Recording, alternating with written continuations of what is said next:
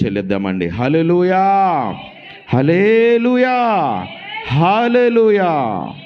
దేవుని బిడ్డలారా, మరి ఈ సమయంలో కొంతసేపు దేవుని వాక్యాన్ని మనం విందాం. మరి ఈ సమయంలో దేవుడు మాకు ఇచ్చిన కుమారుడు పాస్టర్ జాన్ పీటర్ గారు ఈ సమయంలో కొంతసేపు దేవుని వాక్యాన్ని మనకు అందిస్తారు. ఒక అరగంట దేవుని వాక్యాన్ని వారు మనతో పంచుకుంటారు. అందరం కూడా శ్రద్ధగా దేవుని వాక్యాన్ని విందాం. హల్లెలూయా, స్తోత్రం, స్తోత్రం.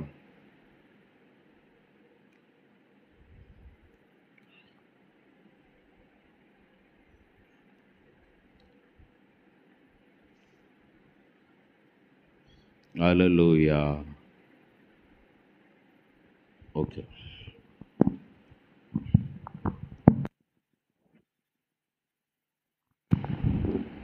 మంచిది. ఇటు రీతిగా దేవుడు నాకు ఇచ్చిన ఇక సమయమును బట్టి దేవుని నేను ఎంతగానో స్తుతిస్తూ ఉన్నాను. ఇక సమయంలో తల్ల వంచినట్లయితే చిన్న ప్రార్థన చేసుకునే వాక్య భాగంలోనికి మనం వెళదాం.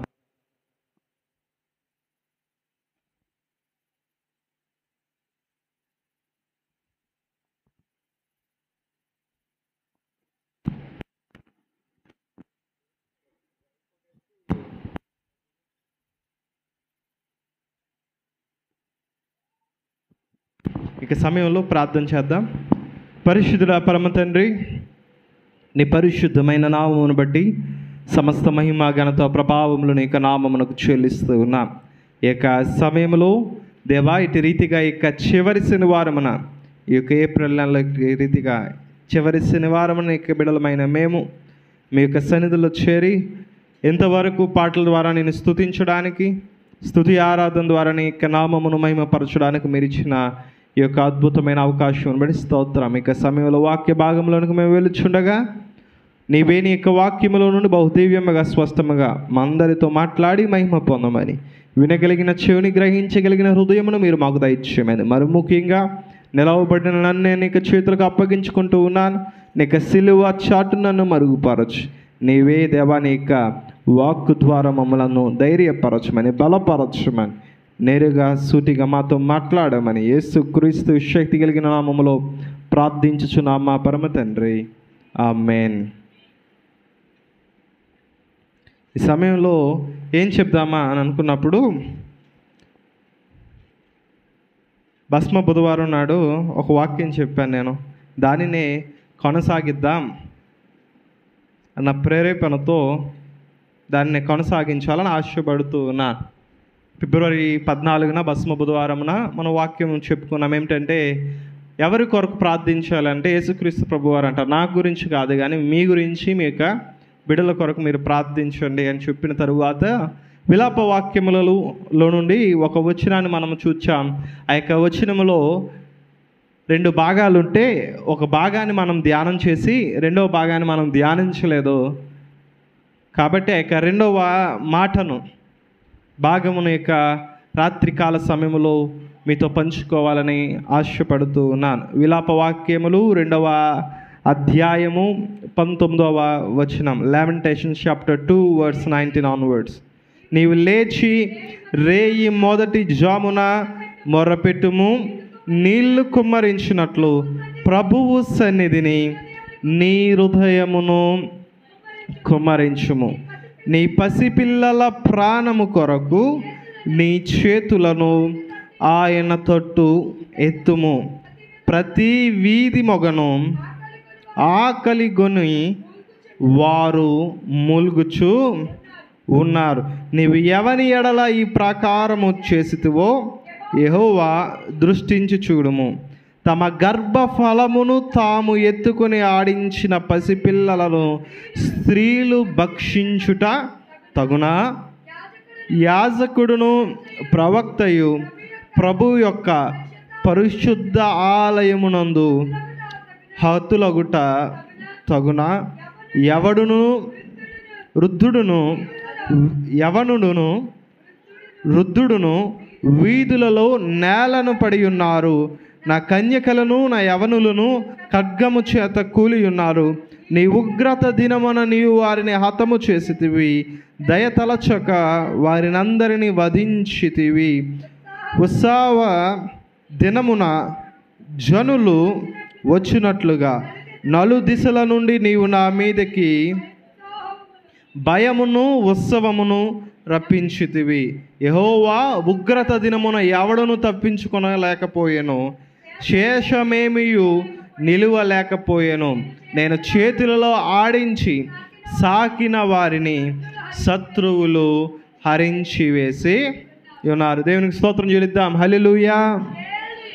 ఈ యొక్క సందర్భం మనకు అర్థం కావాలంటే విలాప వాక్యములు. విలాపము అంటే ఏడ్పు, వాక్యము అని అంటే మాట. ఈ యొక్క విలాప వాక్యములు ఎవరు రాశారో పూర్తిగా చరిత్రలో రాయబడలేదు. కానీ ఇర్మియా అని చాలామంది అంటూ ఉంటారు. ఎందుకంటే ఇర్మియా గ్రంథము విలాప వాక్యములు కూడా దగ్గర పోలిక ఉంటూ ఉంటుంది. అంతేకాకుండా ఈ యొక్క విలాప వాక్యములు దేని గురించి అనంటే యూదా వారిని బబులోను రాజ్యములో నుండి, బబులోను రాజ్యము వచ్చి యూదా రాజ్యమును ఇశ్రాయేలును ముట్టడి చేసి వారందరి మీద కూడా యుద్ధము చేసి వారిని జయించి ఇశ్రాయేలులను బబులోనికి వారు చెరపట్టబడిన వ్యక్తులుగా ఈ యొక్క ఇశ్రాయేలులను ఐగుప్తీయులు ఐగుప్తులు కాదండి, బబులోను ప్రజలు, బబులోను రాజు ఈ యొక్క ఇశ్రాయేలులను వారి యొక్క రాజ్యమునకు బానిసలుగా వారిని తీసుకెళ్ళినప్పుడు ఐగుప్తి చెరలో వారు ఉన్నప్పుడు, ఆ యొక్క దాస్యములో వారు ఉన్నప్పుడు,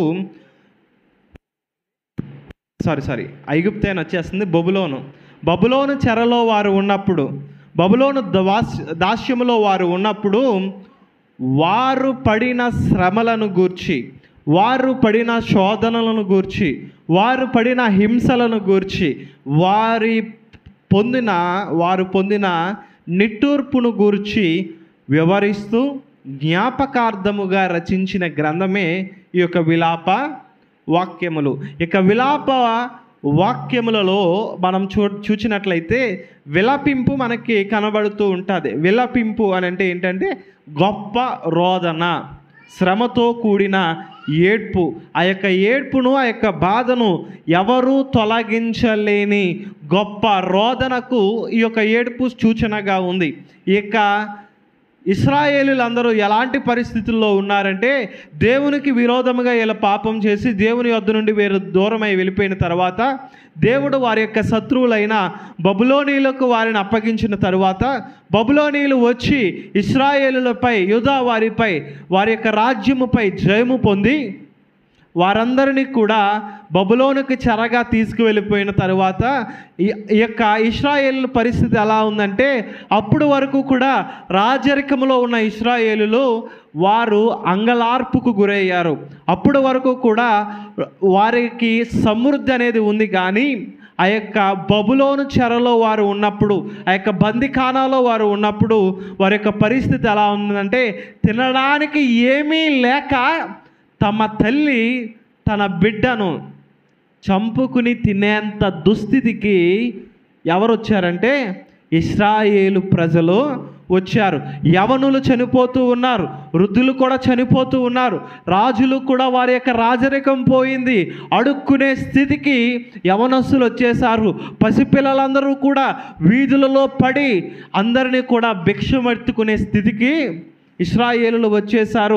ఇశ్రాయేలుల పరిస్థితి ఎలా ఉందంటే ఏది దొరికితే అది రోడ్డు మీద, అది నేల మీద అది పడిపోయినా, అది బాగుగా లేకపోయినా దానిని తినే దుస్థితికి వారు, అంత దారుణమైన స్థితికి వారు వచ్చేసినప్పుడు ఆ యొక్క స్థితిలో నుండి దేవుడు వారిని విడిపించిన తరువాత ఆ యొక్క స్థితిని మర్చిపోకుండా ఉండడానికి ఇర్మియా ఈ యొక్క గ్రంథమును రాశాడు. ఈ యొక్క గ్రంథము దేనిని సూచిస్తుందంటే మనము దేవునికి దూరముగా ఉంటే దేవుడు కొన్ని శ్రమలను మనకు పెట్టి ఆయన మనలను తన దగ్గరకి తీసుకునే దేవుడిగా ఉన్నాడు.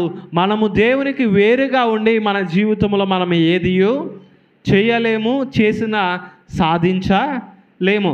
ఇశ్రాయేలీయులు దేవునికి దూరముగా ఉన్నప్పుడు ఆయన వారి యొక్క మొరను విని గత కాలంలో వారిని ఐగుప్తు నుండి ఆయన విడిపించి వీరికి అంటూ ఒక రాజ్యమును ఒక రాజును ఇచ్చి వీరికి కావలసిన ధనధాన్యములను వస్త్రములను ప్రతిదీ ఇచ్చి వీరిని స్థిరపరిచిన తర్వాత మళ్ళీ ఈ యొక్క ఇశ్రాయేలీయులు దేవునికి విరోధంగా ఉన్నప్పుడు ఇశ్రాయేలీయులపై దేవుడు కోపపడి వారిని ఎవరికి అప్పగించాడంటే వారి శత్రువులకు అప్పగించాడు. పాత నిబంధన గ్రంథంలో ఇది బాగా మనం చూడగలం. ప్రజలు దేవుని మీద తిరగబడినప్పుడు, ప్రజలు దేవునిని విడిచిపెట్టి వేరే దేవుల వైపు వారిని మళ్ళినప్పుడు ఇశ్రాయేలు వారిని దేవుడు ఎలా శిక్షించేవాడంటే ఆయన వారిపైకి తెగుళ్ళను రప్పించేవాడు. లేదు అని అంటే పక్క రాజ్యాల వారిని ఆయన ప్రేరేపించి ఇశ్రాయేలులపై యుద్ధానికి వారు వచ్చేటట్లుగా చేసి దేవుడు ఇశ్రాయేలు పక్షంగా ఆయన యుద్ధం ఆడే దేవునిగా ఆయన ఉన్నాడు. ఆయన వారి ఎడల మౌనంగా ఉన్నప్పుడు వారు ఓడిపోతూ ఉండేవారు. దేవుడు తన యొక్క ప్రసన్నతను వారితో పాటు కూడా ఆయన వెళ్ళకుండా ఉన్నప్పుడు ఇశ్రాయేలు ఓడిపోయి తమ యొక్క శత్రువుల చేతిలో వీళ్ళ హతమవుతూ ఉండేవారు. ఇక విలాప వాక్యంలో మనం చూసినట్లయితే గొప్ప రోదన మనకు కనబడుతూ ఉంటుంది. ఇక రోదనలో భక్తుడు ప్రార్థిస్తూ ఏమంటున్నాడంటే అక్కడ వారికి చెప్తూ ఉన్నాడు. ఏమనంటే మీరు లేచి రేయి మొదటి జామున మీరు మొర్రపెట్టండి. మీరు మొర్రపెట్టి మీరు ఏం చేస్తారంటే నీళ్లు కుమ్మరించినట్లు ప్రభువు సన్నిధిలో మీ యొక్క హృదయములను కుమ్మరించండి. మనము దేవునికి దూరం అయిపోయాము. దేవుని యొక్క హస్తము మనకు విరోధముగా ఉంది. ఇప్పుడు వరకు ఆయన చల్లని చేతి నీడలో మనకు ఆశ్రయం అనేది మనకు దొరికింది. కానీ మనం ఎలా ఉన్నామంటే ఇప్పుడు మనకు విరోధి అయిన వాడు నరుడు కాదు, కానీ ఇశ్రాయేలులమైన మనకు, దేవుని ప్రజలమైన మనకు, దేవుడు ఏర్పరచుకున్న మనకు విరోధి అయినది దేవుడే. కాబట్టి మీరేం చేయాలంటే ప్రజలారా మీరందరూ కూడా లేవండి, మీ యొక్క స్థితిలో నుండి లేవండి, మారు మనసు పొందండి, దేవుని సన్నిధిలో మోకరించండి, మీరందరూ కూడా ప్రార్థన చేయండి, మీ యొక్క హృదయములను దేవుని యొక్క సన్నిధిలో కృమ్మరించండి. మీరు నేను సేవించుచున్న దేవుడు ఆయన మనుషుల వలె పై రూపము లక్ష్య పెట్టే దేవుడు కాదు, కానీ నీ యొక్క హృదయములో నీవు ఏ ఆలోచన కలిగి ఉన్నావో అది ఆయనకు, నీ యొక్క హృదయములో ఆ యొక్క ఆలోచన పుట్టక ముందే ఆయనకు తెలుసు. కాబట్టి మీ యొక్క హృదయములను ప్రభు సన్నిధిలో మీరు కృమ్మరించి మీరేం చేయాలో తెలుసా? మీ పసి పిల్లల ప్రాణము కొరకు మీరు ప్రార్థించండి. మీరు ఆయన తట్టు మీ చేతులను ఎత్తండి. ఎందుకు ఎత్తాలి అంటే దేవా నీవు మమ్ములను విడిచిపెట్టావు, నీవు మా యొక్క చేతులను విడిచిపెట్టావు. కాబట్టే ఈ యొక్క బబులోను శ్రమలు మేము అనుభవిస్తూ ఉన్నాం, ఇక చెరలో మేము నలిగిపోతూ ఉన్నాం, మా యొక్క జీవితం ఇక్కడే అంతమైపోతూ ఉంది అని మీ యొక్క హస్తములు దేవుని వైపు చాపి దేవునికి మిమ్ములను మీరు సమర్పించుకోండి అని భక్తుడు రాస్తూ ఉన్నాడు. ఇక రాత్రికాల సమయముల మన అంశం ఏమిటంటే మనము చేతులెత్తి ప్రార్థించాలి. ఏమెత్తాలండి? మనము మన యొక్క రెండు చేతులు దేవుని వైపు ఎత్తి మనము ప్రార్థించినట్లయితే దేవుడు మన జీవితంలో కార్యము చేసే దేవుడిగా ఉన్నాడు. మన చేతిలో ఏమీ లేదు, కానీ దేవుని చేతిలో సమస్తమును ఉంది. మనము నిన్న చెప్పుకున్నాం కదా, ఆ యొక్క కీర్తనలో చివరి వచనములో భక్తుడు అంటాడు, 138వ కీర్తన చివరి వచనములో దావీదు భక్తుడు అంటాడు, యెహోవా నా పక్షమున కార్యము సఫలము చేయును, యెహోవా నీ కృప నిరంతరమును, నీ చేతి కార్యములను విడచి పెట్టకము. దేవునికి స్తోత్రం చెల్లిద్దాం. హల్లెలూయా. దేవుడు 6 దినాల్లో ఆయన సృష్టిని చేసి 7వ దినమున ఆయన విశ్రాంతి పొందాడు. ఇక 138వ కీర్తన 8వ వచనంలో భక్తుడు అంటున్నాడు, యెహోవా నా పక్షమున కార్యమును సఫలము చేయుము, యెహోవా నీ కృప నిరంతరముండును, నీ చేతి పనుల కార్యములను విడచిపెట్టకుము. ఇక్కడ భక్తుడు అంటున్నాడు, తాను చేసిన ప్రార్థన, దావీదు చేసిన ప్రార్థన తాను ఏమని ముగించాడంటే, నీ చేతి కార్యములను విడచిపెట్టకము. ఆదికాండం 1వ అధ్యాయం 1 నుండి మనం క్షుణ్ణంగా చదివినట్లయితే దేవుడు 5 దినములు సర్వ సృష్టిని ఆయన చేశాడు. ఆయన ఎలా చేశాడంటే చేతుల్లో చేశాడండి. ఎలా చేశాడు? మాటతో చేశాడు. శక్తి కలిగిన ఆయన యొక్క మాటతో సర్వ మండలములను ఆయన సృజించాడు. ఆకాశ పక్షులను సృజించాడు. నేలను ప్రాకే జీవులను ఆయన సృజించాడు. చేపలను ఆయన సృజించాడు. మొక్కలను ఆయన సృజించాడు. సూర్య చంద్ర నక్షత్రములను, భూమి ఆకాశములను సమస్తమును ఆయన తన మాట ద్వారా సృష్టించి తాను చేతులతో చేసిన ఒకే ఒక చేతి పని ఏంటంటే, నీవు నేను ఎవరంటే వీఆర్ మేడ్ బై గాడ్. ప్రతి దాని మీద ఉంటుంది. మనం ఏ వస్తువు కొన్నా దాని మీద ఒక సీల్ ఉంటుంది.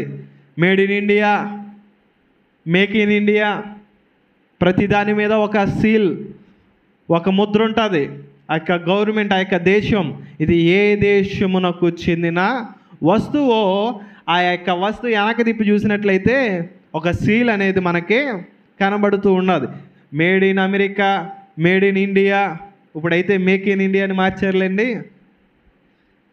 Made in Brazil, made in Australia అని ఏ యొక్క దేశమునకు సంబంధించిన వస్తువు మీద ఆ యొక్క దేశపు ముద్ర ఉంటుంది.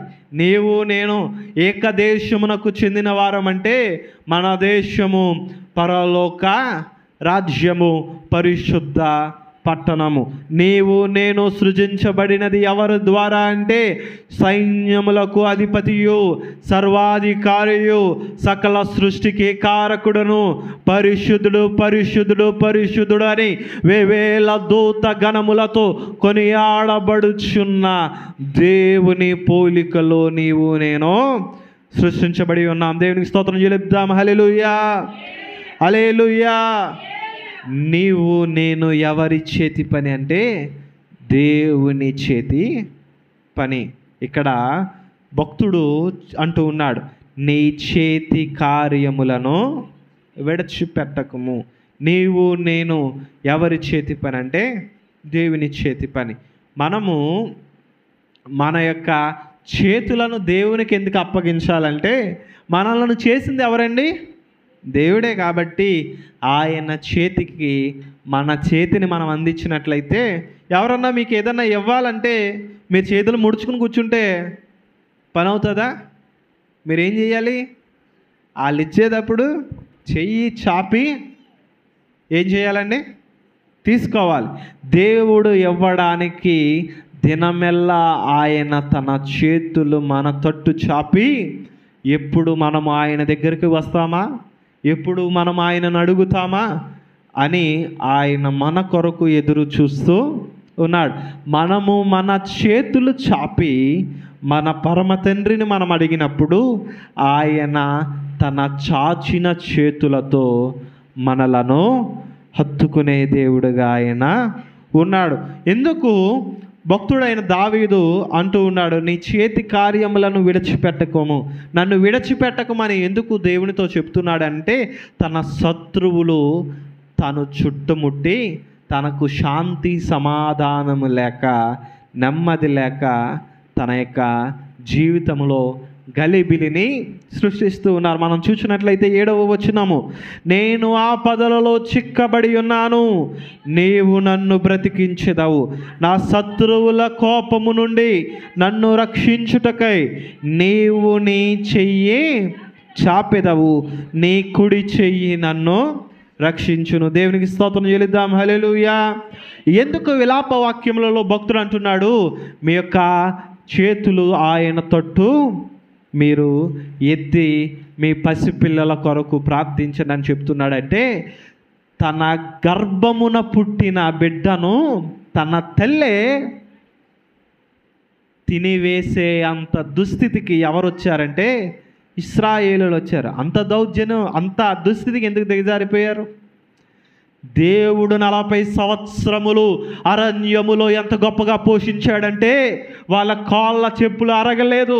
వారు వేసుకున్న బట్ట 40 సంవత్సరములు మాయకుండా పగలు మేఘ స్తంభముగా, రాత్రి అగ్ని స్తంభముగా ఆయన వారికి ఉండి, పూరెళ్లను ఆయన కురిపించి, మన్నాను కురిపించి, బండ నుండి ఆయన నీళ్లు ఇచ్చి, ఆకాశమును తెరచి వారికి కావలసిన అనుదిన మన్నాను వారు లేకుండానే ఉదయమునే వారి గుడారము ఎదుట ఆయన కుమ్మరించి అద్భుతముగా ఆశ్చర్యముగా పోషించిన వారి యొక్క పరమ తండ్రి వారికి విరోధి అయినప్పుడు ఇశ్రాయేలులు అయిన దేవుని బిడలు, దేవుని ప్రజలు, దేవుని చేత ప్రతిష్ఠింపబడిన వారు, దేవుని చేత ఏర్పరచబడిన వారు, దేవుని చేత పిలువబడిన వారు, పరిశుద్ధ జనముగా లోకము నుండి వేరై ఆయనలోనికి పిలువబడిన ఇక ఇశ్రాయేలులు ఎంత దుస్థితికి వారు దిగజారంటే వారు కనిన పిల్లలను వారే చంపుకుని తినే అంత దుస్థితికి దిగజారడానికి కారణం ఏంటంటే వారిని దేవుడు విడిచిపెట్టాడు. వారి చెయ్యిని దేవుడు విడిచిపెట్టాడు. ఏ దేవుడైతే వారి చెయ్యి పట్టుకుని ఐగుప్తు నుండి ఆశ్చర్యముగా వారిని నడిపించాడో, 40 సంవత్సరములు ఆయన అరణ్యములో అద్భుతముగా పోషించాడో, వారికంటూ ఒక రాజుని, రాజ్యమును, వారికంటూ సకల సమృద్ధిని, సర్వమును ఆయన ఇచ్చాడో, ఆ శక్తి కలిగిన దేవుడు, మహామహిమతో నిండిన దేవుడు వారికి విరోధి అయినప్పుడు ఇశ్రాయేలులందరూ 70 సంవత్సరములు ఎంతో కష్టపడ్డారు, ఎంతో నలిగిపోయారు, ఎంతో శ్రమను అనుభవించారు, ఎంతో శోధనను అనుభవించారు. చంటి బిడలను వారి యొక్క తల్లిదండ్రులే పీక్కుని తినేంత దుస్థితి వారికి వచ్చింది. చిన్న పిల్లలు వీధులలో పడి అడుక్కునే స్థితి వారికి వచ్చింది. యవనస్తులు వారు కూడా వారి యొక్క రాజరికము పోయి వారిని గుర్తుపట్టలేనంత దుస్థితికి వారు దిగజారిపోయారు. వారి యొక్క గొప్పతనము పోయింది, వారి యొక్క రాజరికము పోయింది, వారు సంపాదించిన పేరు, ప్రఖ్యాతి, ధనము, ధాన్యము అంతా పోయి వీరందరూ ఎలా ఉన్నారంటే వారు బబులోనులో ఐగుప్తి కంటే దరిద్రతను వారు బబులోను చెరలో వారు అనుభవిస్తూ ఉన్నారు. 70 సంవత్సరములు దేవుడు వారిని విడచిపెట్టినట్లుగా పరిశుద్ధ గ్రంథములో మనం చూడగలం. భక్తుడు ఆ యొక్క ఇశ్రాయేలులతో అంటున్నాడు, మీరేం చేయండి అంటే మీ యొక్క పసిపిల్లల కొరకు ప్రార్థించండి. మనం కింద చదివినట్లయితే చూడగలం 20వ వచనంలో, తమ గర్భ ఫలమును తాము ఎత్తుకొని ఆడించవలసిన పసిపిల్లలను స్త్రీలు భక్షించుట తగున. ఆడిపించవలసిన పిల్లలను, తమ గర్భమున పుట్టిన పిల్లలను స్త్రీలు ఏం చేస్తున్నారంటే, ఒకవేళ వాళ్ళు ఆలస్యం చేస్తే ఎవరన్నా వచ్చి తినేస్తారేమని వాళ్ళే వాళ్ళ యొక్క చంటి బిడలను తినేసే అంత ఘోరమైన స్థితికి ఇశ్రాయేలు దిగజారిపోయారు. అదే ఐగుప్తులైతే ఇశ్రాయేలులోకి పిల్లలు పుట్టకుండా ఉండాలని, వారిని చంపివేయాలని ఫరో ఎంత ప్రయత్నించినా సరే దేవుడు మాత్రం ఇశ్రాయేలులను వృద్ధి పొందిస్తూనే ఐగుప్తులో ఉన్నాడు. కానీ ఈ యొక్క బబులోను చెర ఐగుప్తి కంటే ఘోరాతి ఘోరముగా ఉంది. ఎందుకంటే ఇశ్రాయేలులు దేవుడు వారికి అంతా చేసిన తర్వాత కూడా వారు దేవుని మీద తిరగబడుట వలన వారికి దేవుడు అధిక శిక్షను వారికి ఇచ్చి వారి వైపు వాళ్ళని మళ్ళిపించుకోవడానికి, తిరిగి వారు దేవుని యొద్దకు రావడానికి అనేకమైన శిక్షలను వారికి విధించినా సరే 70 సంవత్సరాలు ఇశ్రాయేలు దేవునికి విరోధంగానే ఉన్నారు. యవనస్తులు పాడైపోయారు, వృద్ధులు పాడైపోయారు. సొదొమ గుమారా స్థితి కంటే ఇశ్రాయేలు పరిస్థితి ఇంకా దిగజారిపోయింది. ఇక్కడ 70 సంవత్సరాల్లో వాక్యం లేదు, ప్రార్థన లేదు, దేవునికి విజ్ఞాపన లేదు, దేవునికి ఒక ధూపము లేదు, దేవునికి ఒక ఆయనకంటూ ఒక ప్రార్థన చేయడం అనేది కూడా ప్రజలు మర్చిపోయారు. ఒక యాగము లేదు, ఒక స్తోత్ర బలి లేదు, ఒక స్తుతి బలి లేదు. దేవుడు అంటే ఎవరు అనే స్థితికి ఇశ్రాయేలులు దిగజారిపోయిన సమయంలో తిరిగి దేవుడు ఎజ్రా వంటి వారిని ఆయన లేపి ఆయన తన కార్యమును జరిగించినట్లుగా మనము చూడగలం. ఇక్కడ భక్తుడు అంటున్నాడు, మీరు లేచి మీ యొక్క పసిపిల్లల ప్రాణముల కొరకు ప్రార్థించండి, మీ చేతులను ఆయన తట్టు ఎత్తుము. ఎందుకనంటే ప్రతి వీధి మొగను ఆకలిగొని వారు మూర్ఛిల్లుచు ఉన్నారు. చంటి బిడ్డలు ఎలా ఉన్నారంటే ఆకలికి ప్రతి వీధిలో కూడా వారు మూర్ఛపోతూ మరణిస్తూ ఉన్నారు. కాబట్టి మీ చేతులను ఆయన తట్టు ఎత్తి ప్రార్థించండి. ఇక రాత్రికాల సమయంలో మనం మన యొక్క చేతులు ఎత్తి ప్రార్థించాలి.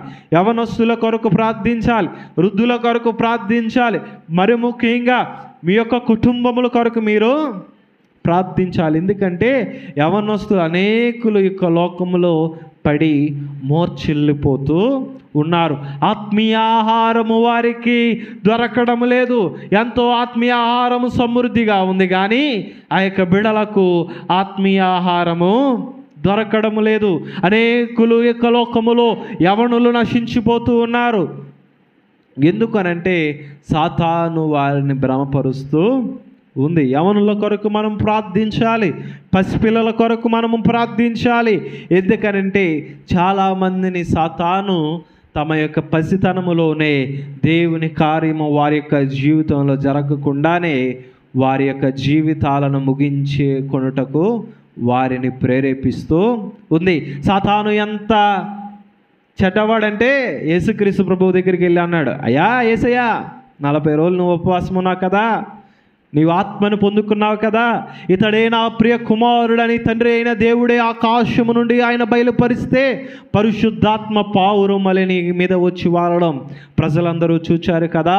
బాప్తిస్మం ఇచ్చి యోహానే నీ యొక్క పాదములను ఉన్న చెప్పులను విప్పుటకైనా నేను పాత్రుడను కానని చెప్పాడు కదా. నువ్వు ఒక పని చేయి అని చెప్పి కొండ మీదకు తీసుకెళ్ళి ఏం చేసిందంటే ఇక్కడి నుంచి దూకే. ఒకవేళ దేవుడు చెప్పినట్లుగా దూతలు తమ యొక్క చేతులతో ఎత్తి పట్టుకుంటారో లేదో చూద్దాం అని యేసుక్రీస్తు ప్రభు వారిని అక్కడే తన యొక్క జీవితమును అంతమయ్యేలాగా ఎవరు ప్రేరేపించారంటే సాతాను ప్రేరేపించింది. సాతానుకున్న ఒకే ఒక లక్ష్యము, దేవుని యొక్క ఉద్దేశములను నా జీవితంలో జరగకుండా చూడడమే. యేసుక్రీస్తు ప్రభు వారి జీవితంలోనే ఆయన చివరి క్షణముల వరకు, ఆయన సిలువకెక్కే క్షణము వరకు కూడా ఆయన సిలువ మరణమును తప్పించాలని ఎంతో ప్రోకులాడిన సాతాను నేడు నా జీవితంలో దేవుని యొక్క గొప్ప ఉద్దేశములను మనము నెరవేర్చకుండా ఉండుటకు అది ఎంతగానో ప్రయత్నిస్తూ ఉంటుంది. గర్జించు సింహము వలె ఎవనిని మృంగుదుమా అని అది వీధులలో తిరుగుతూ ఉంది. వీధులలో అటు ఇటు ఏ పని పాట లేకుండా తిరుగుతున్న యవనస్తులను, పిల్లలను అది మృంగి వేస్తూ ఉంది. దేవుని యొక్క సన్నిధిలో ప్రార్థించాలి. ఇక నేటి సమాజంలో న్యూస్లు చూస్తూ ఉంటే ఇప్పుడు చనిపోయేది ముసలోళ్ళు కాదండి. ఎవరు ఎక్కువ చనిపోతున్నారంటే యవనస్తులే. పాస్ అవ్వలేదని ఒకరు, ఉద్యోగం రాలేదని ఒకరు, ప్రేమించట్లేదని ఒకరు, ప్రేమించి పెళ్లి చేసుకుంటా లేదని ఒకరు, కట్నం ఇవ్వలేక ఒకరు, కట్నం ఇచ్చి ఒకరు, నచ్చారని ఒకరు, నచ్చలేదని ఒకరు, ఉద్యోగం వచ్చిందో ఒకరు, రాలేదని ఒకరు, ఉద్యోగంలో ఎక్కువ ఒత్తిడి ఉన్నదని ఒకరు, జీతం సరిపోక ఒకరు, జీతం ఎక్కువైపోయి మరి ఒకరు. వీళ్ళంతా ఎవరంటే యవనస్తులే, పిల్లలే. వీరి కొరకు దేవుని యొక్క సన్నిధిలో ప్రార్థించవలసిన బాధ్యత మనకే ఉంది. సాతాను తన యొక్క వలను విసిరి యవనస్తులను పట్టుకుంటూ ఉన్నాడు. ఎందుకు అని అంటే యవనస్తులను పట్టుకుంటే ఒక తరాన్ని కాదు 2-3 తరాల వరకు నాశనము చేయగలమని. అవునండి కాదా? వృద్ధులైతే ఒక 5 సంవత్సరాలు 10 సంవత్సరాలు ఉంటారు. అదే యవనస్తులైతే వారు ఎక్కువ కాలం జీవిస్తారు. వారు చెడిపోతే వారి పిల్లలు చెడిపోతారు, వాళ్ళ పిల్లలు కూడా చెడిపోతారు. అవునండి కాదా? తల్లిదండ్రులు సరిగ్గా లేకపోతే పిల్లలు సరిగ్గా ఉంటారని మనం గ్యారంటీ అనేది ఇవ్వలేము. ఇప్పుడు తల్లిదండ్రులు సరిగ్గా ఉన్న పిల్లలు సరిగ్గా ఉంటున్నారనే గ్యారంటీనే ఇవ్వలేకపోతున్నాం. సాతానికి అది తెలిసే యవనస్తులను పట్టుకుంటూ ఉంది. అందుకనే ఈ యొక్క విలాప వాక్యంలో భక్తుడు అంటాడు, యవన కాలమున యెహోవా కాడి మోయుట నరునికి మేలు, అది మోపినది దానిని వాడి మీద మోపినవాడు యెహోవాయే. దేవునికి స్తోత్రం చెల్లిద్దామండి. హల్లెలూయా.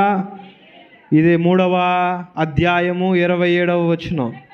యవన కాలమున కాడి మోయుట నరునికి మేలు, అతని మీద దానిని మోపినవాడు యెహోవాయే. గనుక అతడు ఒంటరిగా కూర్చుండి మౌనముగా ఉండవలెను, నిరీక్షణాధారము కలుగనేమో అని అతడు బూడిదలో మూర్తి పెట్టుకొనవలెను. అతడు తను కొట్టువాని తట్టు తన చెంపను త్రిప్పవలెను, అతడు నిందతో నింపబడవలెను. ప్రభువు సర్వకాలము విడనాడడు. దేవునికి స్తోత్రం చెల్లిద్దాం. హల్లెలూయా. ఇక్కడ భక్తుడు అంటున్నాడు, యవనస్తులారా మీరు బాధపడకండి, మీకంటూ ఒక రోజు ఉంది, ఇది మోపినవాడు యెహోవా అని చెప్పి అంటున్నాడు. దేవుడు ఆయన సర్వకాలము విడనాడువాడు కాదు. ఎందుకు ఇక మాట చెప్తున్నాడంటే ఇశ్రాయేలు ప్రజలందరికీ అర్థమైంది ఏంటంటే దేవుడు మమ్ములను విడిచిపెట్టాడు కాబట్టే ఇన్ని శ్రమలు వచ్చినాయి. ఒక మాట నేను చెప్పాలని ఆశపడుతున్నారు. ఏ దేవుడైతే ఐగుప్తు నుండి వారిని విడిపించాడో, ఏ దేవుడైతే 40 సంవత్సరములు వారిని అద్భుతంగా పోషించాడో, ఆయన హస్తమును తోడిగా ఉంచాడో, అదే దేవుడు అదే ఇశ్రాయేలులకు ఆయన హస్తమును విరోధముగా చేసినప్పుడు వారి యొక్క జీవితాలు తల్లక్రిందులుగా తారుమారుగా అయిపోయాయి. అప్పుడు భక్తుడు అంటున్నాడు, ఇది అనుకూల సమయము, ఇది రక్షణ దినం. మీరేం చేయాలంటే దేవుని సన్నిధిలో మీ యొక్క హృదయములను క్రమరించి మీ చేతులను ఆయన తట్టు ఎత్తుడి. దేవుని సన్నిధిలో మోకరించి ప్రార్థన చేయాలి. అది కూడా అనుదినము చేయాలి. అందుకనే పెద్దలు కుటుంబ ప్రార్థన అనేది ఎందుకు పెట్టారంటే అది కూడా సంధ్యా సమయం. ఎప్పుడంటే సంధ్యా సమయం ఎప్పుడండి? సాయంత్రం సమయం, సూర్యుడు అస్తమించిన తరువాత సమయం సంధ్యా సమయం, సాయంకాల సమయం. అది భోజనానికి ముందు 7 గంటలకల్లా వాళ్ళ భోజనానికి కూర్చుంటే దానికంటా ముందు 6 గంటలకే కరెక్ట్గా అంతా చీకటై సూర్యుడు అస్తమించి చంద్రోదయం అయ్యే సమయానికి, సాయంకాల సమయానికి కుటుంబం అంతా ఒక చోట కుటుంబంగా వారి యొక్క గృహములో కూడి వారు ఏం చేసేవారంటే ఆ యొక్క సాయంకాల సమయమున దానిని అన్నారు రేయి మొదటి జామున వారందరూ కూడుకుని వారు ఏం చేసేవారంటే వారి యొక్క అన్నపానములు వారు ముగించక ముందు వారు కుటుంబముగా కలిసి సాయంకాలమున రాత్రిపూట భోజనము చేయక ముందు వారందరూ కుటుంబంగా కలిసి ప్రార్థన చేసేవారు, కుటుంబంగా కలిసి దేవుని వాక్యమును చదివేవారు. నేటి క్రైస్తవ ప్రపంచంలో కుటుంబ ప్రార్థన కరువైపోతూ ఉంది. దేవుని యొక్క సన్నిధిలో ఉన్న మనము వ్యక్తిగత ప్రార్థన మనకు ఉండాలి. అంతకంటే ముఖ్యంగా కుటుంబ ప్రార్థన కూడా మనకి ఉండాలి. వ్యక్తిగత ప్రార్థన నిన్ను దేవుని యొక్క సన్నిధిలో కడితే, కుటుంబ ప్రార్థన నీ కుటుంబము దేవుని సన్నిధిలో నాటబడుటకు, దేవుని సన్నిధిలో నీ యొక్క కుటుంబము అది నాటబడినదై ఆకువాడక ఫలమిచ్చు చెట్టు వలె అది ఉండి అది పచ్చని ఒలీవ మొక్కల వలె దేవుని యొక్క సన్నిధిలో నీ యొక్క బిడలు, నీ యొక్క కుటుంబము నాటబడి అది ఫలించుటకు ఒక గొప్ప కారణముగా ఉంటుంది. అదేమిటంటే కుటుంబ ప్రార్థన. ఇక సమయంలో ఇక మాటను చెప్పాలని ఆశపడుతున్నాను. కుటుంబముగా ప్రార్థించండి.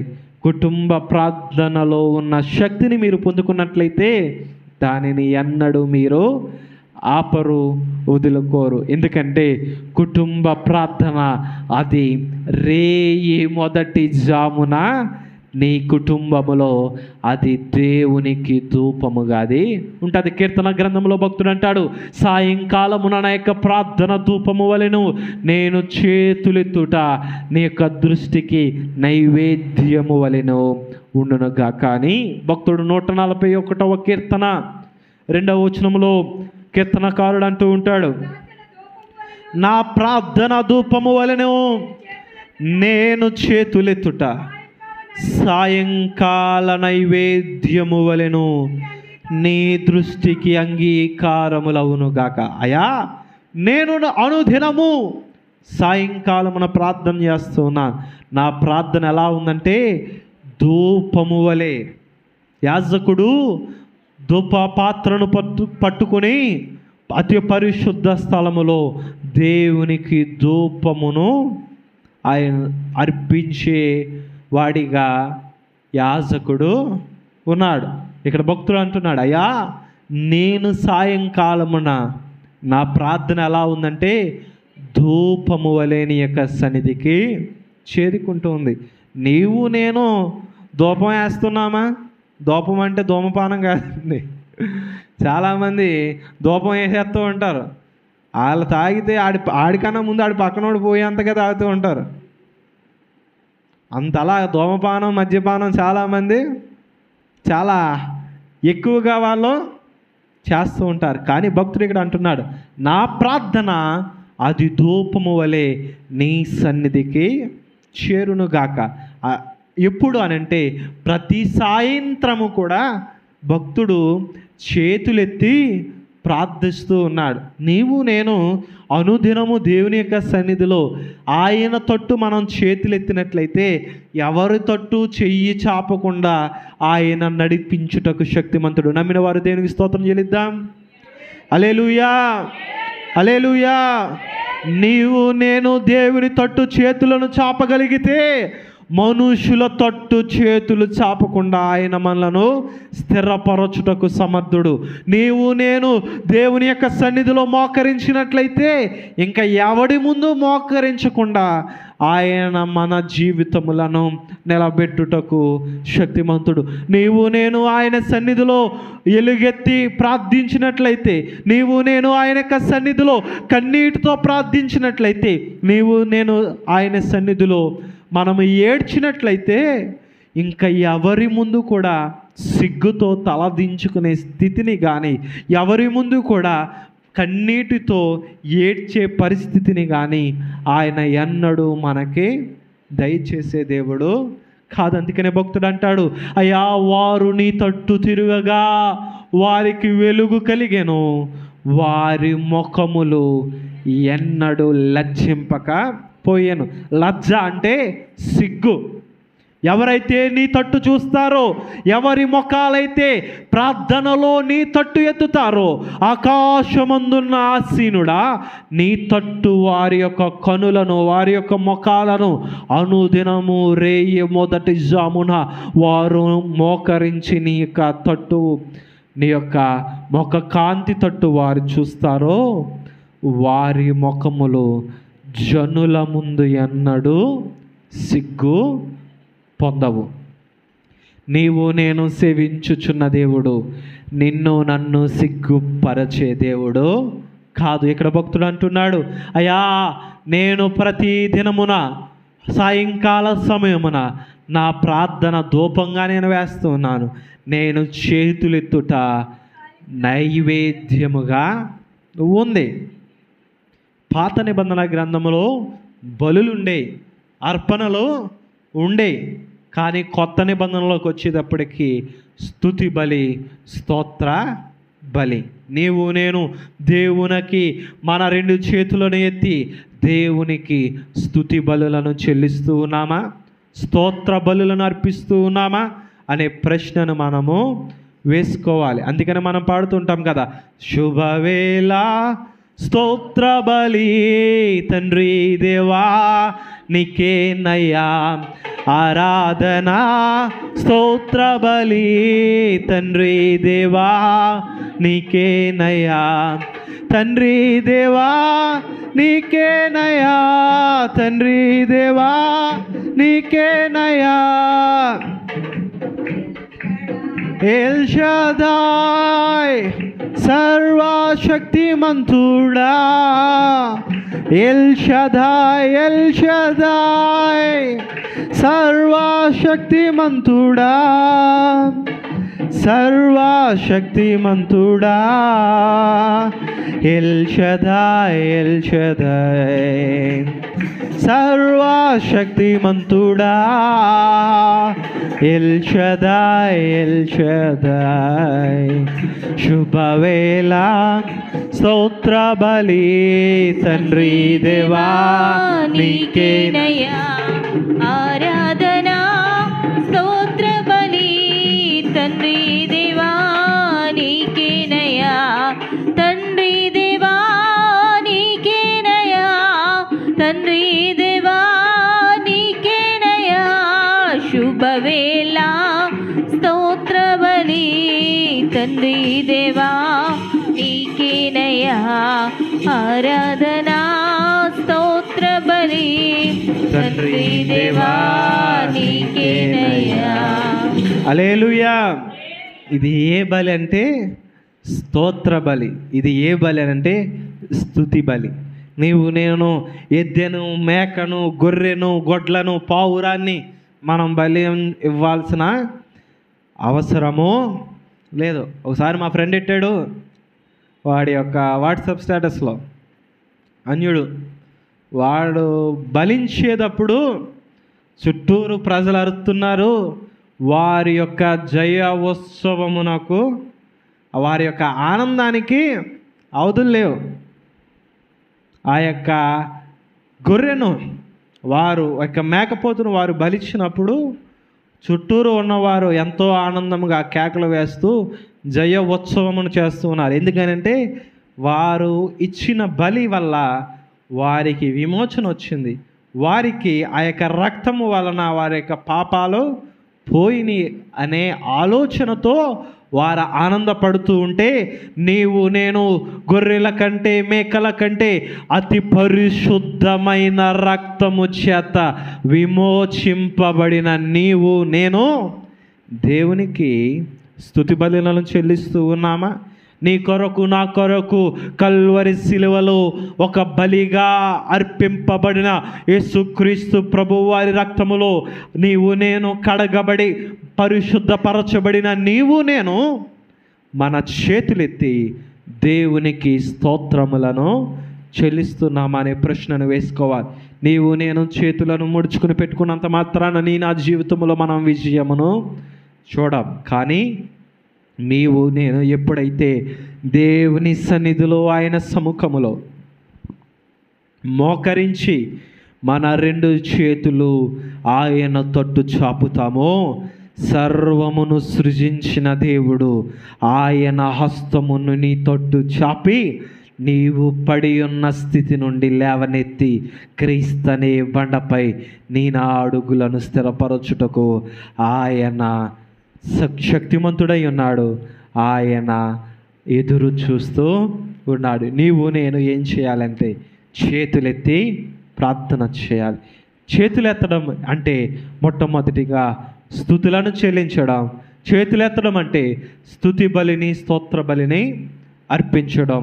అంతేకాదు చేతులెత్తడం అంటే విజయమునకు సూచన. మనం చూసినట్లయితే పరిశుద్ధ గ్రంథముల యొక్క మాటను చూసి మనం ముగించుకుందాం.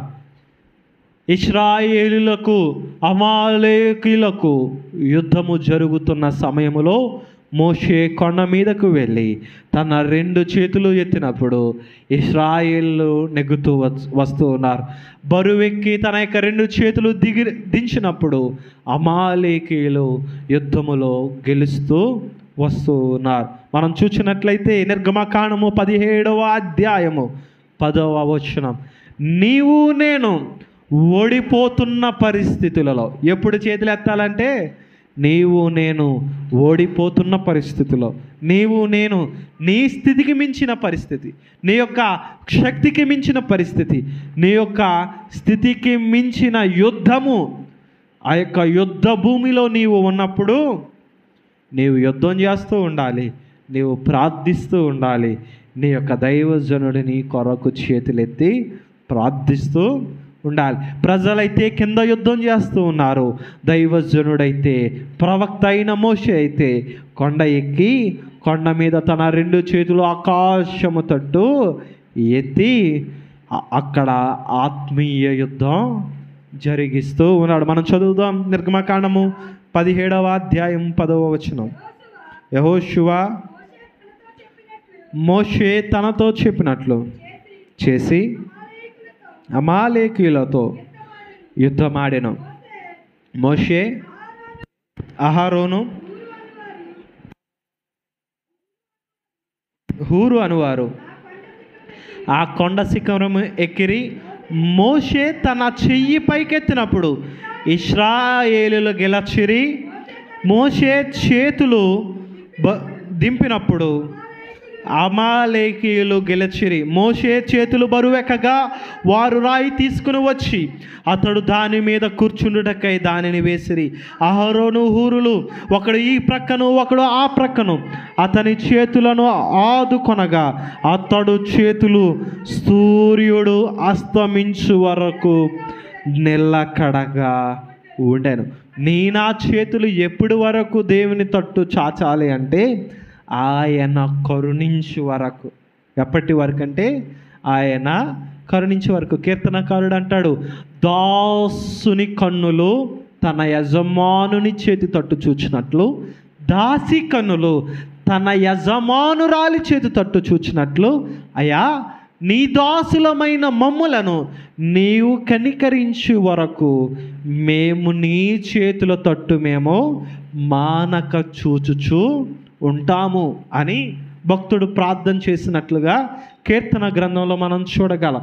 మన కన్నులు ఎవరి తట్టు చూడాలంటే ఆయన చేతి తట్టు చూడాలి.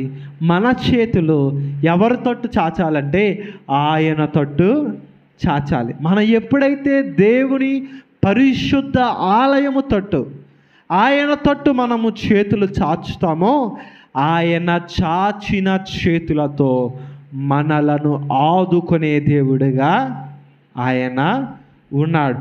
ప్రార్థించినప్పుడు చేతులు ముడుచుకుని ఎప్పుడు ప్రార్థించకండి. పెద్దవారు చెప్పే మాట ఇదే, ప్రార్థించినప్పుడు ఒకవేళ కుదిరితే ప్రార్థన చేతులు జోడించన్నా ప్రార్థించాలి, లేదనంటే చేతులు ఎత్తన్నా ప్రార్థించాలి. చేతులు ముడుచుకుని ఎన్నడూ ప్రార్థించకండి. ఎందుకు అంటే ఆయన సహాయము చేయుటకు ఆయన హస్తము నీ తట్టు చాపి ఉన్నాడు. దానిని పొందుకోవాలంటే నువ్వు చేతులు ముడుచుకుని కూర్చుంటే ఆ ఈవులను నీవు పొందుకోలేవు. నీ చేతిని ఆయన తట్టు చాచినట్లయితే నీ చేతిని ఆయన ఖాళీగా ఉంచడు అనే విషయాన్ని నీవు గ్రహించాలి. దేవునికి స్తోత్రం చెల్లిద్దాం. హల్లెలూయా. ఒకవేళ మనుషుల చేతుల తట్టు మన చేతులు చాచినట్లయితే, మనుషుల తట్టు మన చేతులు చాచినట్లయితే వాళ్ళ తులమో ఫలమో ఏదో వాళ్ళ చేతిలో ఉన్న దాంట్లో సగమో ఎంతో కొంత మన చేతిలో పెడతారేమో. కానీ దేవుని యొక్క హస్తము ఎంత గొప్పదంటే ఆయన భూమి ఆకాశములను సృజించిన దేవుడు, భూమి ఆకాశములు పట్టజాలని దేవుడు. ఆకాశము ఆయన సింహాసనము, భూమి ఆయన పాదపీఠం. అంటే దేవుడు ఆకాశ మహాకాశములు పట్టజాలని దేవుడు. ఆయన గుప్పిలిని నా జీవితంలో తెరచినట్లయితే దానిని ఆపడం ఎవడి తరమో కాదు. దానిని పొందుకోవాలంటే నీవు నేను చేతులు ముడుచుకున్నట్లయితే ఆ ఈవులను మనము పొందుకోలేం. ఆయన హస్తములు ఎల్లప్పుడూ నీ తట్టు నా తట్టు సహాయము చేయుటకు ఆయన చాపి ఉన్నాడు. ప్రార్థనలో నీవు నేను చేయవలసిన పని ఏమిటంటే, నీవు నేను ఆయన తట్టు మనము చేతులెత్తినట్లయితే మనకు కావలసిన జయమును, విజయమును, ఈవులను, శాంతి, సమాధానము, నెమ్మది, ప్రతి ఒక్క ఈవి ఆయనలో మనకి సమృద్ధిగా ఉంది అనే విషయాన్ని నేను తెలియజేస్తూ ఉన్నాను. ఇక సమయంలో మోకరించి మన 2 చేతులు దేవుని వైపు చాపి ప్రార్థన చేద్దాం. మోషే తన చేతులు ఎత్తినప్పుడు ఇశ్రాయేలు విజయం పొందుతూ వచ్చారు. దేవుని యొక్క సన్నిధిలో చేతులు ఎత్తి ప్రార్థన చేద్దాం. అయా, నా దిక్కు నీవే, నా ఆశ్రయము నీవే, నా కొండ నీవే, నా కోట నీవే, నా దుర్గము నీవే, నా శైలము నీవే. అయా, ఒకవేళ నేను చీకటిలో ఉన్నాను, నాకు వెలుగు నీవై ఉన్నావు. అందును బట్టి నీకే స్తుతులు చెల్లిస్తూ ఉన్నా తండ్రి. నీకే స్తుతి. మన 2 చేతులు దేని వైపు ఎత్తి కొద్ది నిమిషంలో ప్రార్థన చేద్దాం. అయ్యా, ఇదిగో ఈ యొక్క సాయంకాల సమయమున నీకే నేను స్తుతులను చెల్లిస్తూ ఉన్నా. నా యొక్క స్తుతి ధూపమును నేను అర్పిస్తూ ఉన్నాను. స్తోత్ర బలులను, స్తుతి బలులను నేను అర్పిస్తూ ఉన్నాను. అయా, నాకు సహాయము చేయుటకై నీవు ఆకాశవాహనుడై నీవు వచ్చుచున్న విధానమును బట్టి నీకే స్తుతులు చెల్లిస్తూ ఉన్నాను. ఒకవేళ నేను చీకటిలో ఉన్నాను, నీవే నాకు వెలుగుగా ఉన్నావు. శత్రువులను తరుముచున్నాను. అయా, నీవు నీ చేతి పనులను నీవు మరిచిపోయే దేవుడవు కాదు. అయా, నీవు మమ్మలను నీ పోలికలో, నీ యొక్క రూపులో నీవు మమ్మలను సృజించిన దేవుడవు. మేము నేను విడిచిపెట్టినా నీవు మమ్మలను విడిచిపెట్టే దేవుడవు కాదు. నీ కోపము క్షణమాత్రము ఉన్నా నీ దయ ఆయుష్కాలమంతయు నిలచును నాయన. దేవా, నీకే స్తుతి.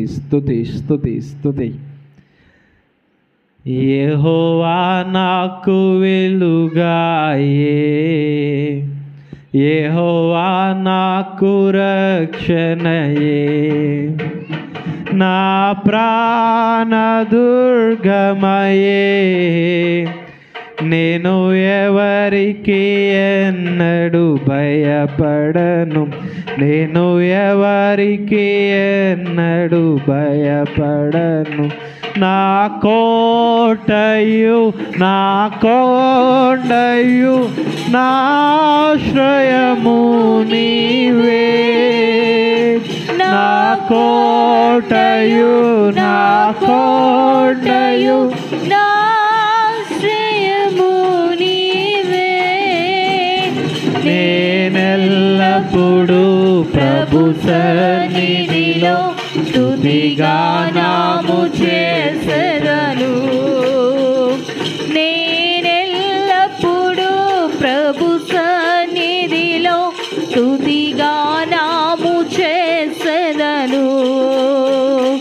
యెహోవా నాకు వెలుగాయి, యెహోవా నాకు రక్షణయి, నా ప్రాణ దుర్గమయి.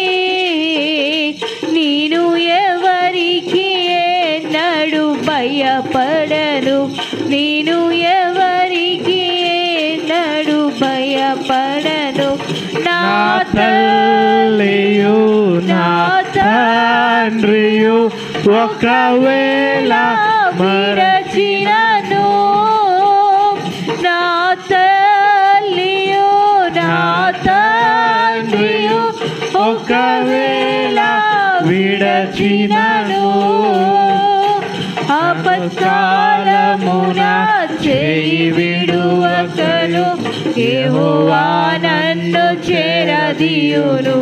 పాడదాం అందరం కూడా. ఆపత్కాలమున ఆయన చేయి విడిచిపెట్టే దేవుడు కాదు, ఆయన బలపరచు దేవుడు. నన్ను చేరదీయును.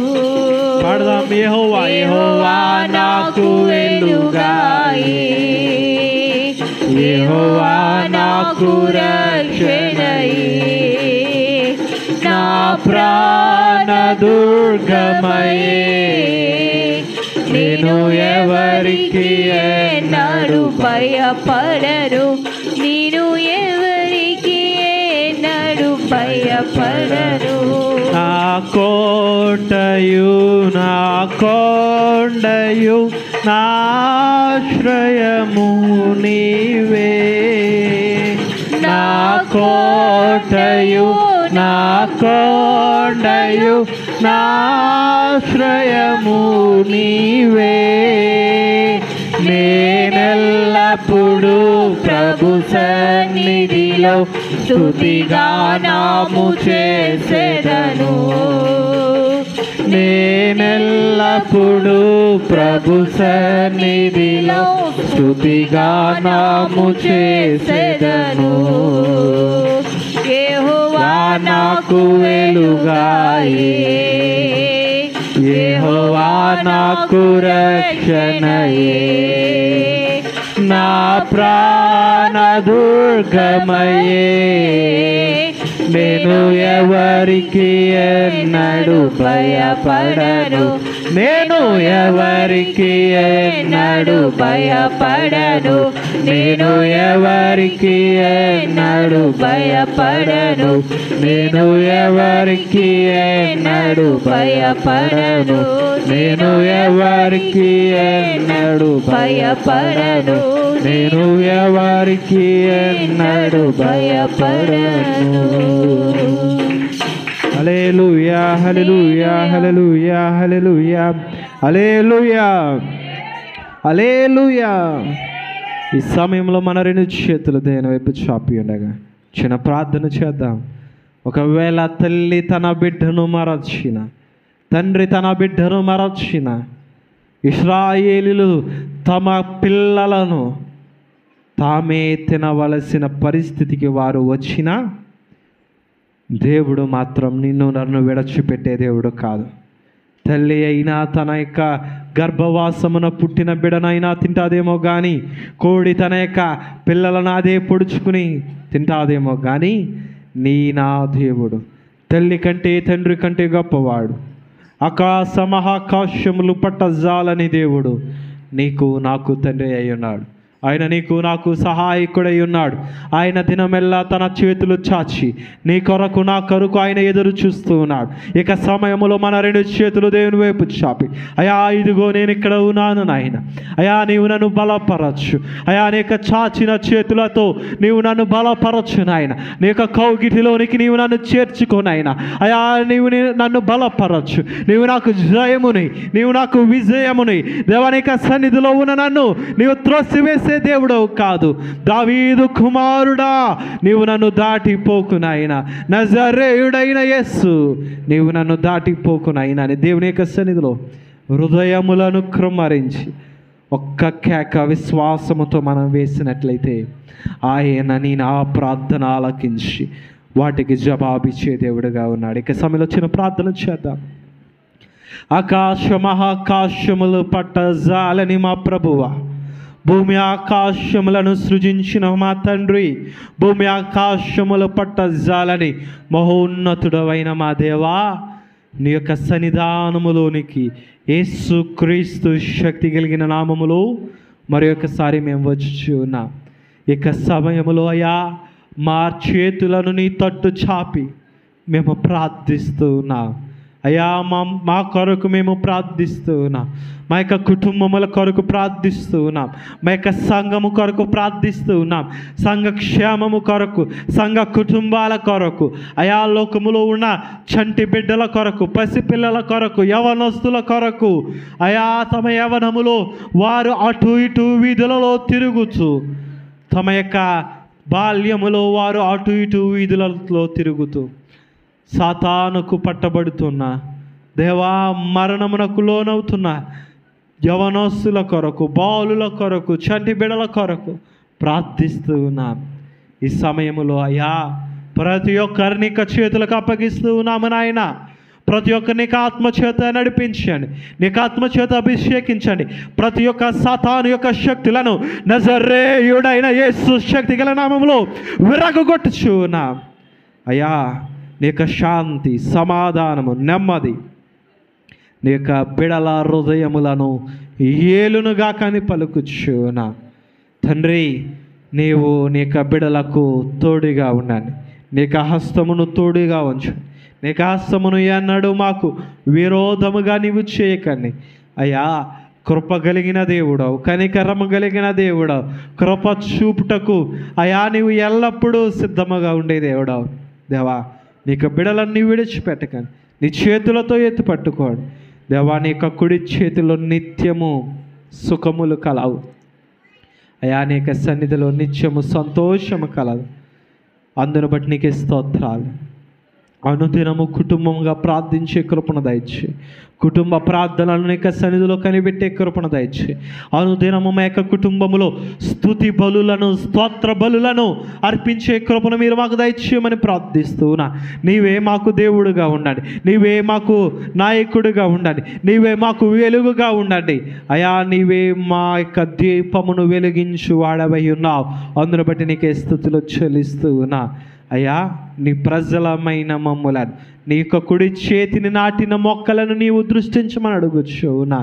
అయ్యా, నీ యొక్క చేతి కార్యములను నీ విడిచిపెట్టకండి.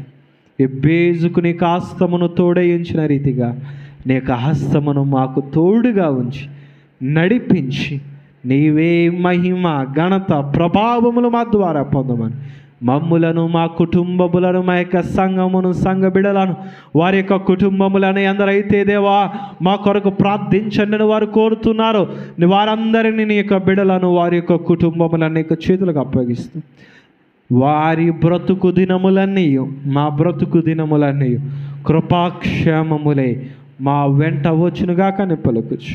నీ బిడలందరినీ దీవించి ఆశీర్వదించమని, నిత్యము నీ యొక్క సన్నిధిని, నీ యొక్క హస్తమును తోడుగా ఉంచమని యేసు క్రీస్తు పరిశుద్ధ నామములో అతి మిక్కిలి వినయముతో మమ్ములను మేము నీ యొక్క చేతులకు అప్పగించుకుంటూ యేసు శక్తి కలిగిన నామములో ప్రార్థించుచున్నాము మా పరమ తండ్రి. ఆమేన్. అందరూ ఆమేన్ చెప్దాం. ఆమేన్. దేవుడు మిమ్ములను సమృద్ధిగా దీవించునుగాక. ఆమేన్. ఇక సమయంలో ఒకరి తర్వాత ఒకరు ప్రార్థన చేద్దాం. మరి ముఖ్యంగా యవనస్తుల కొరకు ప్రార్థన చేయండి, చంటి బిడ్డల కొరకు ప్రార్థన చేయండి. కూడా